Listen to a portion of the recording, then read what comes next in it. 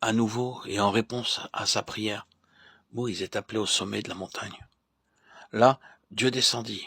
Il proclama son nom et donna à son serviteur une telle révélation de sa sainteté et de sa grâce, que, se hâtant de se prosterner la face contre terre, Moïse adora. Il demeura ainsi dans l'adoration pendant 40 jours. À cette occasion, l'alliance fut renouvelée. Exode 34, 28. Plus tard, il dit aux Israélites quelque chose de son service d'intercession en leur faveur et en faveur d'Aaron. Deutéronome 9, 18, 20. Quand il rentre au camp, il ne sait pas que la peau de son visage rayonne. Mais le peuple voit, et il se tient à l'écart, effrayé. Cependant, à l'appel de Moïse, Aaron et les anciens s'approchèrent. Mais comme la majorité des humains ne peut comprendre ce qui est d'en haut, Moïse jugea nécessaire de se couvrir la tête d'un voile qu'il enlevait lorsqu'il parlait à Dieu. Solitude plus grande que jamais pour l'homme de Dieu. Et c'est ici le résultat d'une communion intime avec l'Éternel. Elle éloigne les autres hommes, elle élève comme une séparation. Du côté de Dieu, nous contemplons sa gloire à visage découvert, comme dans un miroir. Et nous sommes transformés en la même image, de gloire en gloire, 2 Corinthiens 3, 18.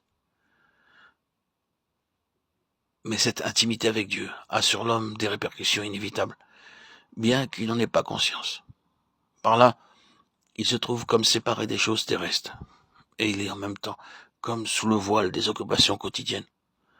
Regardé comme inconnu et cependant bien connu, comme mourant et cependant nous vivons, comme châtiés, mais nous n'en mourrons pas, pressés de toutes les manières, mais non réduits à l'extrémité, perplexes, mais non sans espérance, sans cesse livrés à la mort pour l'amour de Jésus, afin que la vie de Jésus soit aussi manifestée dans notre chair mortelle. Mais nous avons ce trésor dans des vases de terre, afin que l'excellence de cette puissance soit attribuée à Dieu et non à nous.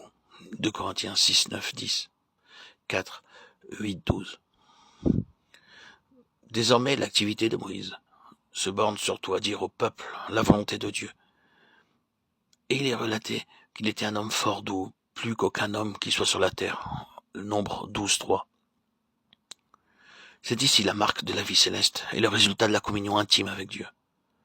En invitant à venir à lui ceux qui chancellent sous le fait du jour. Le Fils de Dieu a dit de lui-même, « Je suis doux et humble de cœur ». Et dans la mesure où nous participons à sa vie et sommes rendus conformes à son image, nous manifestons aussi cet esprit doux et paisible qui est d'un grand prix devant Dieu. Cette douceur de l'homme qui a vu Dieu face à face. Nous la discernons désormais dans la vie de Moïse. Souffrance, épreuve se multiplient. Lui venant de ce peuple auquel il a consacré sa vie. Elles deviennent toujours plus douloureuses. Il apprend ainsi ce qu'est la longue patience de Dieu envers l'homme pécheur.